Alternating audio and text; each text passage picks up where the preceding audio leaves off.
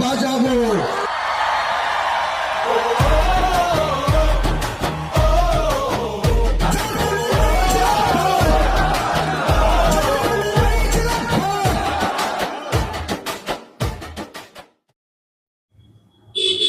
আমাদের এখানে অনুষ্ঠান হবে জনতা উন্নয়ন পার্টির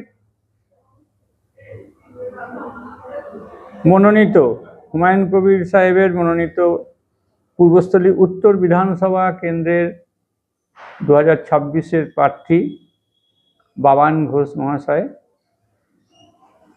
9 তারিখে বেলা 3টের সময় উনি আসবেন। আমরা তাকে আমাদের যে কার্যালয় তৈরি হয়েছে আপাতত জেলা কার্যালয় পূর্বস্থলী নতুন বাজারে, সেখানে আমরা তাকে নিয়ে আসব।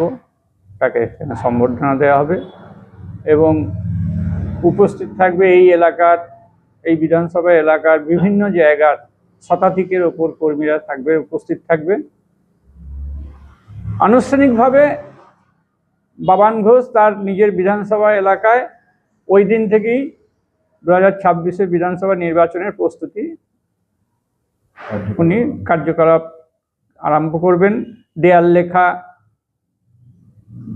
বিভিন্ন জায়গায়, যেহেতু এখন মাধ্যমিক পরীক্ষা চলছে, মাইক টাঙানো যাবে না, সেই কারণে আমরা বিভিন্ন গ্রামে ঘরোয়া বৈঠক, চা চক্র, কর্মী সভার মাধ্যম দিয়ে আমরা নির্বাচনে লড়াই করার জন্য তৃণমূল কংগ্রেস এবং বিজেপিকে পশ্চিমবাংলায় থেকে সরানোর জন্য আমরা লড়াইয়ে নামব। আমাদের সঙ্গে হুমায়ুন কবির সাহেবের আশীর্বাদ ধন্য প্রার্থী বাবান ঘোষ আমাদের সঙ্গে থাকবেন 2 দিন এখানে।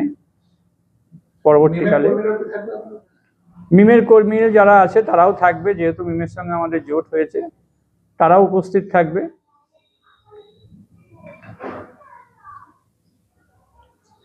তারপরে পরবর্তীকালে মাধ্যমিক পরীক্ষা শেষ হয়ে গেলে আমরা তখন পুরোপুরিভাবে নির্বাচনে